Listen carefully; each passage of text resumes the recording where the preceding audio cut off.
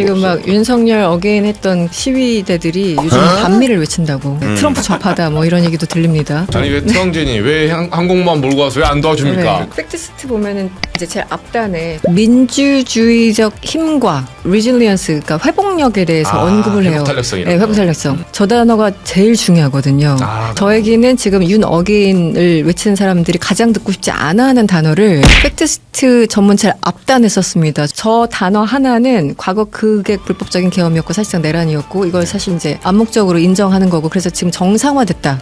회복력을 보여줬다라는 거거든요. 저는 저 문장으로 시작됐다라는 게 좀 인상적이었어요.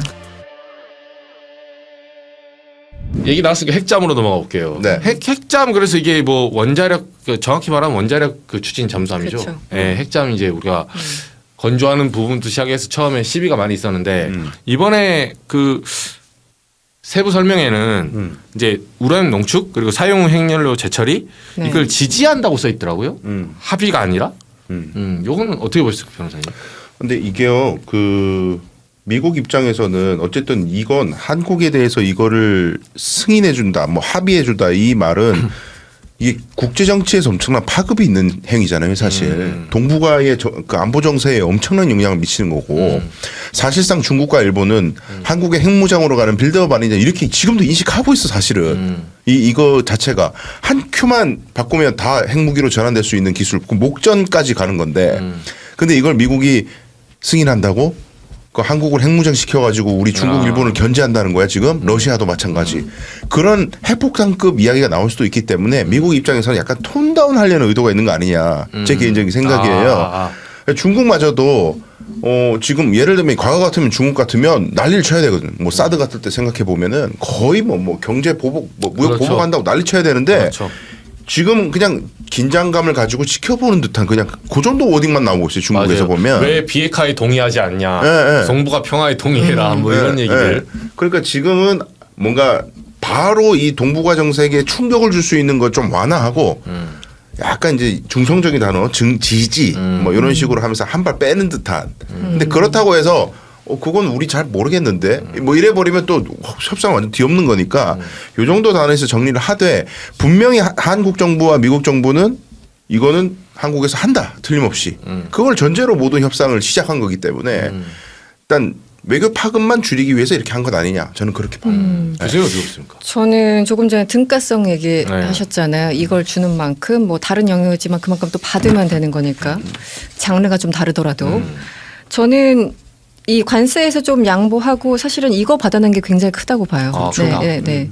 이 원자력 협정 그 하나만 보더라도 지금 일본과만 또 역시 비교할 수밖에 없는 게 거기는 뭐 우라늄 농축이나 아니면 재처리 이런 거 자유롭게 할 수 있지 않습니까? 그런데 우리나라는 뭐 과거에 뭐 약간 좀 의혹 받은 것도 있고 그래서 사실상 미국의 승인 없이는 아무것도 못한 상황이잖아요. 그래서 우라늄 농축하고 사용 후 핵연료 재처리 이거는 뭐 딴 거 원하지 않아. 우리 일본 수준 동맹이라며. 일본 수준만 해줘라는 게 우리 정부의 정말 끊임없는 요청 사항이었는데 미국이 이제 외면하고 있었죠. 더군다나 지난 3년 동안 윤석열이 뭐 핵을 가지네 마네 하니까 정말 국익에 아무 도움 안 되는 쓸데없는 NPT상도 불가능하고 미국이 절대 승인해 줄 수도 없고 불가한 얘기를 떠들고 다니면서 우리 국익에 상당히 훼손을 시킨 겁니다. 국익을.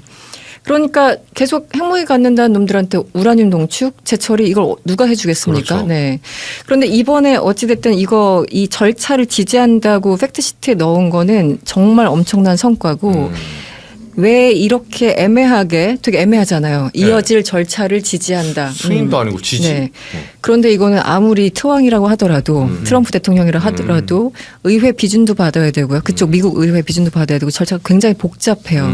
근데 보니까 지난 2023년 그 어커스라고 해서 호주, 미국, 영국 예, 안보 협의체죠. 그래서 이제 앵글로색슨들끼리 이제 뭐 협의체를 만들어 가지고 원래 핵잠을 프랑스에서 제공하기로 했는데 그 계약 끊고 호주가 미국, 영국으로부터 오커스 체제 속에서 이제 핵잠을 받기로 해서 그때 프랑스와 호주가 정말 엄청나게 외교적 마찰이 있었거든요. 프랑스에서 야 니네들 우리한테 받기로 했잖아. 이렇게 하기야 그래가지고 그게 어마어마한 돈이니까 규모가 뭐 몇십 조 단위니까. 그래서 막 대사 초치하고 말했었어요. 그래서 거의 외교 관계 단절 수준까지 갔던 만큼 굉장히 중요한 사안이 바로 핵잠입니다. 근데 호주가 받기로 했는데 그때 절차가 지금도 뭔가가 이어지고 있는데 23년 현재 미국에서 승인 절차가 필요한데 이게 에너지부뿐만 아니라 거기 국방부, 재무부, 미국에서 그 행정부처의 모든 협의를 다 거쳐야 되고 그리고 의회로 넘어가서 의회 승인까지 받아야 돼요. 왜냐하면 미국에는 원자력법이라는 게 있거든요. 거기에 123조가 있어요. 그래서 어떤 나라의 원자력이나 하여튼 관련해서 기술, 연료 제공 등등을 하려면 이전하려면은 이거에 따라서 그 나라와 그 협정을 맺고 그러니까 우리로 따지면 지금 한미 원자력 협정입니다. 그걸 맺고 그것을 반드시 비준해야 된다는 조항이 그러니까 모법 개념인가요? 하여튼 네, 미국의 그 법이 있어요. 거기에 따라서 각국이 무엇인가를 하려면 일본도 그렇고 우리나라도 그렇고 각각 협정을 맺어야 되는 겁니다. 이거 함부로 안 해주네요. 네. 그래서 이 절차가 너무 복잡하기 때문에 아무리 트럼프 대통령이라고 하더라도 우리가 하겠다라고 말을 못 하는 거예요. 왜냐면은 의회 쪽 가야 되고 소위 말하는 그 미국에서 가장 그 진짜 딥스테이트라고 하는 그쵸. 그 공무원들 있잖아요. 그쵸. 절대 이 우라늄이나 이런 거에 대해서 다른 나라에 주지 않으려고 하는 사람들, 우리만 독점적으로 해야 된다는 사람들, 혹은 앵글로색슨끼리만 이거 해야 된다라고 하는 사람들이 있기 때문에 마가 세력들이 특히 그렇겠죠. 그래서 그 사람들이 반대하면 안 될 수도 있습니다. 그래서 이 정도로 지지한다라고 표현했는데 저는 이것만 해도 이 얘기만 받아낸 것만 해도 그리고 핵잠을 어쨌든 만들 수 있도록 승인했다는 표현이 있지 않습니까? 팩트시트에. 그것만 해도 저는 엄청난 성과고 좀 놀랐어요. 미국이 이렇게까지 나와준다고. 그래서 저는 아까 등가성 얘기한다면 이걸로 좀 위안을 받을 수 있지 않을까. 관세에서 좀 손해를 보고. 원자력협정 개정 얘기 나왔으니까 이번에는 개정이 가능할까요, 그러면? 시간이 상당히 걸릴 겁니다. 네. 그럼에도 그 호주만 해도 그렇게 우방이라고 하는 호주만 해도 몇 달이 걸려서 겨우 의회에서 뭐 비준받는 그런 절차. 그런데 이게 저도 이제 정확하게는 모르겠지만 법률이 한두 가지가 아니어서 비준받아야 될 게 굉장히 많나 봐요. 그래서 뭐 조항도 바꿔야 되고 특히 이제 국제 원자력 기구 IAEA라고 하죠. 거기에 이제 가이드라인이 있잖아요. 이건 뭐 핵무기로 전용하면 안 되고 뭐 평화적 뭐 그 가이드라인이 있기 때문에 IAEA하고도 협의해야 되는 상황. 그래서 굉장히 거미줄처럼 얽혀 있어요. 이 원자력 협정에 따라서 우라늄 하나 그 농축하는데도. 그래서 이 정도 표현만 들어간 것도 저는 상당한 성과라고 충분히 박수 쳐줄 만하다. 네. 물론 이제 핵잠 도입에 대해서는 예를 들어 뭐 김종대 의원 같은 경우 좀 반대하는 입장이고 그렇죠. 진보 진영 내에서 여러 가지 있습니다만 그건 일단 논의로 하더라도 우리가 핵잠 도입한다라는 걸 공표하고 그 자체가 이미 레버리지가 된 거죠. 네. 그래서 북한은 뭐 개발한다고 얘기를 했는데 왜 중국은 거기에 대해서 입을 다물고 있고 우리가 핵잠 개발하는 거에 대해서만 뭐라고 하는 거는 그거는 맞지도 않잖아요. 그래서 이 중국의 어떤 이중성에 대해서도 얘기를 할 수 있는 여러 가지 레버리지로 활용할 수 있는 하나의 재료가 된 것 같습니다. 네네. 외신에서는 보니까 일본이 다른 얘기 안 하고 계속 핵잠만 얘기하더라고요. 걔네는 뭐 야야 5,500 우리 돈 줄게 돈 줄게. 야 근데 핵잠 뭐야? 핵잠 뭐야? 왜 핵무기 해줘? 우리는 왜 핵무장 못해? 본인들 너무 갖고 싶으죠. 네. 네. 계속 일본 외신 그것만 나오더라고요. 근데 그렇게 봤을 때 변호사님 봤을 때 우리나라는 결국 핵잠을 보유할 수 있다? 그럴 수밖에 없어요. 왜냐하면 이건 방위비하고도 연결이 되는 게 미국에서 저 트럼프가 말하는 논리가 그거였잖아요. 대한민국 리치 컨트리인데 부자 나라인데 왜 미국이 다 돌봐줘야 돼? 너네들 돈 더 많이 내 막 이런 식으로 협박을 하기 시작했잖아요. 이 시작이 그거 아니에요. 근데 이제 우리가 얘기하는 건 아니 이게 요즘 현대전이라는 게 뭐 돈을 더 퍼붓는다고 해서 국방력이 올라가나? 비대칭 전력에 대해서 대응할 수 있어야 될 거 아니냐.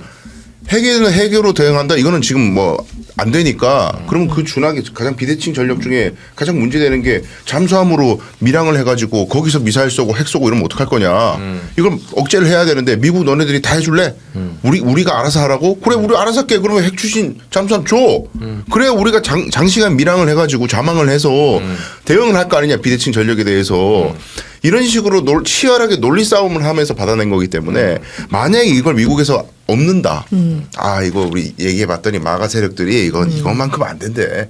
원자력 협정 개정하면은 한국이 핵 무장하는 거기 때문에 사실상 그렇게 가는 거라서 안 된대. 미안해. 이러면 그럼 방위비 보고 그런 거 우리한테 얘기하지 마. 다시 원위치. 미국이 너네 원래대로 하던 대로 해. 그렇죠. 리치고 자빠지고 우리는 비대칭 전력을 가지게 해줘야 될 거 아니야.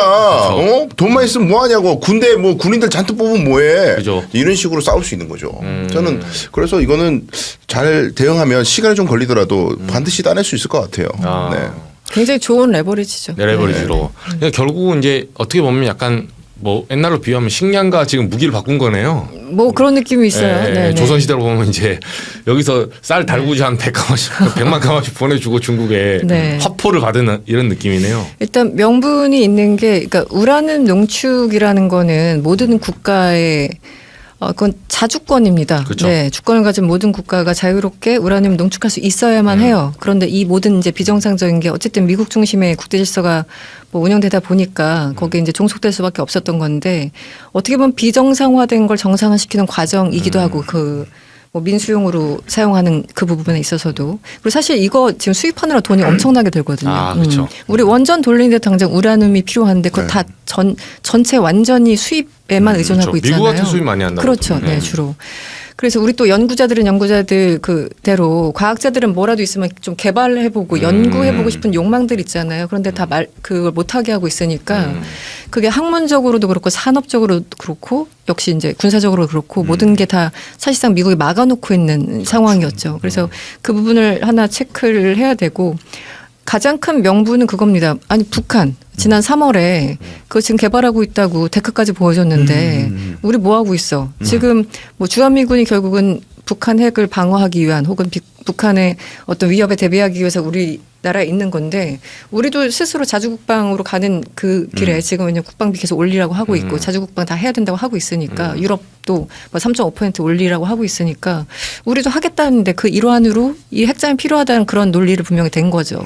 그래서 명분으로 보나 실리로 보나 저는 이번에 이 부분은 정말 그 많은 걸 얻어냈다 생각보다 그리고 앞으로 미칠 여파, 영향 이런 거에 있어서 굉장히 좋은 레버리지를 획득했다라는 생각을 뭐 지울 수가 없습니다. 네, 논란이 있지만. 말라스 하나만요.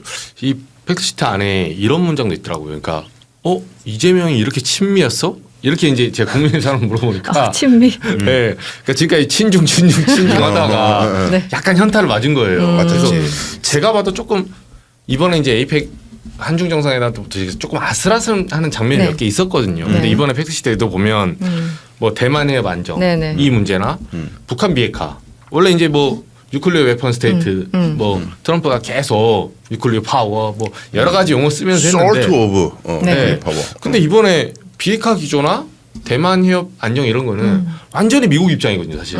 그렇죠. 예, 이게 이제 중국 입장은 하나도 안 들어줬다라는 오해를 할 수도 있는 건데 이 문구는 어떻게 보세요? 그런데 한반도 비핵화는 그것이 민주당 정부였던 공화당 정부였던 일관된 원칙이었습니다. 내부적으로 뭐 사실 이제 북미 정상회담도 이게 또 굉장히 아이러니한데 트럼프라는 굉장한 캐릭터가 있는 사람이었기 때문에 가능했던 게 북미 정상회담이잖아요. 그래서 북한에 대해서는 민주당이든 공화당이든 인기 없는 재료이기 때문에 아무도 건들려고 하지 않았고 강거공으로 나갔을 때 어쨌든 여론의 지지를 받으니까. 그런데 어찌됐든 한반도 비핵화는 일관된 원칙이었기 때문에 거기까지는 뭐 저는 그냥 쓸만한 얘기를 썼다라고 했는데 하나 아마 이거는 미국의 요구였던 것 같아요. 양국 정상들은 일본을 포함해서 삼국 간 협력을 그렇죠. 더 강화하기로 했던 그런 멘트가 있어요. 그래서 굳이 한미일 그러니까 삼각 협력이라는 건 또 이제 북한과 러시아와 중국 이 삼각동맹과 약간 상당히 대척점에 있는 그렇죠. 거지 않습니까? 그래서 이걸 넣은 거는 우리가 원했다기보다는 어쨌든 이제 지난 행정부에 약간의 연속성도 있고 하니까 그 연속성이라는 게 성격이 같다라는 게 아니라 과거 했던 그 공식 문서들 예를 들어 캠프 데이비드 뭐 협정이랄까 그렇죠. 이런 게 있기 때문에 아마 미국은 여전히 요구를 했을 테고 왜냐면 한미일 협력을 강화해야지만 중국을 견제할 수 있다라는 게 미국의 일관되는 그렇죠. 이익이니까 그걸 들어준 것 같고 약간 실망스러운 건 그 대만 해협 관련해서 평화와 안정은 늘 들어가는 문구인데 그 현상 변경 스테레오스코어에 대한 일방적인 뭐 위협은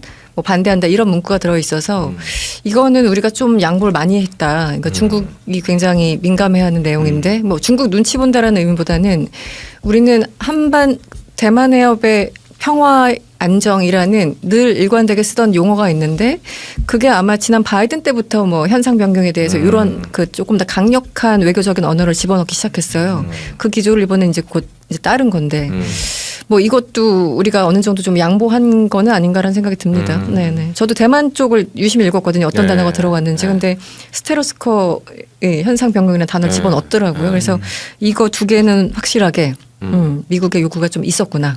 이게 왜냐하면 확장하면 사실 이 말 아니에요. 딱 까놓고 말하면 중국이 이제 대만 먹으려고 공격하면 같이 도와줘. 예, 한미일 자위대랑 같이 그러니까 사실 육상 자위대가 우리나라에 들어올 수도 있다는 거예요. 왜냐하면 전략적 기동군으로 바뀌었을 때 미국이 극동아시아에서 이제 돌아다니면서 하기 때문에 그러면 주일 미군 기진 갔다가 예를 들면 상륙함 몰고 우리나라 왔어. 근데 여기서는 가면 일본은 빼고 우리만 올라갈게 말이 안 돼요.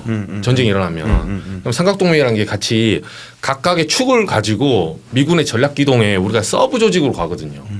그러면 그렇죠. 중국하고 양대 대전으로 봤을 때 한국은 뭐 보급 역할, 일본은 무슨 역할 이렇게 해서 대만에서 이제 해협에서 붙는 거야 사실은. 그러니까 그걸 상정하고 이제 보는 거라서 이 용어가 굉장히 민감한 용어잖아요 그렇죠. 사실은. 근데 미국이 상당히 강력하게 원하는 미국 거고 원하죠. 우리는 절대 넘어서 안 되는 레드라인이기도 하고 사실 뭐 네, 그런 네, 건데 지금 어쨌든 외교적인 그 언어를 채택을 했기 때문에 이 부분은 민감할 수밖에 없어요. 계속. 네, 약간 숙제로 남아 있는 부분 이런 같습니다. 거일수록 약간 아사모사라 그러죠. 이 전문 용어. 애매하게. 그냥 넘어가야 되는 애매하게. 두루뭉술하게. 그죠. 왜냐하면 일본 총리 봐요. 지금 다카이치 총리가 와. 이거 정확하게 무슨 의미냐 했다 설명했다가 총영사한테 목 빼버린다 이런 말까지 듣고 지금 그렇죠. 중일 관계가 완전 엉망진창이 되잖아요. 난리가 이 났어요. 핵폭탄 같은 그런 폭발력을 가지고 있기 때문에 애매하게 남겨놓고 포지션도 애매하게 넘어가야 될 부분 같아요. 이거는. 네. 맞습니다. 야, 진짜 어렵네요. 이거 아무튼 외교 관계는 한번 두고 보시죠. 이재명 대통령이 아무튼 확실한 건 제가 봤을 때 친중에 더 이상 친중으로 공격 안 하더라고. 제가 이거 할 수가 없어요. 네, 국민에도 양심은 있는지 더 이상 친중으로 공격 안 해요. 지금 막 윤석열 어게인했던 그쪽 집회 네. 그 시위대들이 요즘 반미를 외친다고. 네. 트럼프 좌파다 뭐 이런 얘기도 들립니다. 네. 그렇죠. 아니 왜 트럼전이 왜 항공모함 몰고 와서 왜 안 도와줍니까? 네. 윤석열 이번에- 구해준다고 했는데 네. 그거 제가 얘기하고 싶었어요. 말씀을 잘 꺼내주셨는데 네. 팩트시트 보면은 이제 제일 앞단에 서문에 그러니까 관세협정에 대해서 자세하게 설명하기 전에 우리 뭐 대통령과 만났다 이런 거 있잖아요. 거기에 민주주의적 힘과 저기 나오네. resilience, 그러니까 회복력에 대해서 언급을 해요. 회복 탄력성 이런 네, 회복 거. 탄력성. 저 단어가 제일 중요하거든요. 그러니까 그러네요. 저 얘기는 지금 윤 어게인을 외치는 사람들이 가장 듣고 싶지 않아 하는 단어를 그러네요. 팩트시트 전문 제일 앞단에 썼습니다. 저는 저 단어가 굉장히 중요하다고 보는데 결국은 그러네요. 지난 그 쿠데타가 됐던 뭐 내란이 됐던 거기에 대해서 부인하는 세력들이 지금 많지 않습니까? 그런데 저 단어 하나는 과거 그게 굉장히 비정상적이었고 불법적인 계엄이었고 사실상 내란이었고 이걸 사실 이제 암묵적으로 인정하는 거고 그래서 지금 정상화됐다. 회복력을 보여줬다라는 거거든요. 그 민주적인. 그래서 저는 저 문장이 은제으로 시작됐다라는 게 좀 인상적이었어요. 그러니까요. 아까도 말씀 꺼내셨지만 이제 저런 게 자꾸 들어가니까 극우 세력들이 미운 거예요. 트럼프가. 네, 네. 아니 큰 거 온다. 친중이네 친중. 큰 거 온다. 큰 거 온다. 그래가지고 항공모함 출동하고 한강에 무슨 군함이 출동해가지고 윤석열 구한다 그래도 이거 한강버스 자빠지는 거 봐요. 아니 군함 못 들어옵니다. 한강버스도 한강에서 자빠지는데 군함이 한강에 어떻게 뜨냐고 이 사람들아. 우리 오세훈이 있다. 들어와봐라 자식들아. 준서를 안 해놨어요. 오세훈이 제대로. 바닥에 미안합니다. 딱 걸립니다. 군함이 걸려. 자빠져. 네, 그 트럼프 막으려고 그렇게 한 거야 일부러. 오세훈 시장이 어떤 분이신데 시민들을 위해서 그렇게 준설 안 했다고요? 천만에 일부러 트럼프 막으려고 그런 거예요. 그런 큰 그림이 네, 더 이상 신미영역은 없다. 현자네. 너무 힘들다. 강화도 진짜. 인근으로 항공모함 들어오면 안 돼요. 강화도 인근은 핵잠만 들어올 수 있어요. 근데 이 정도 준설이면 핵잠도 걸리겠다. 보니까. 안 된다니까요. 아니 한강 어딘가는 정말 사람 키 정도라고 하잖아요. 그러니까요. 밑에 맞아요. 그게 쌓이면 맞아요. 너무 위험하던데. 네, 아무튼.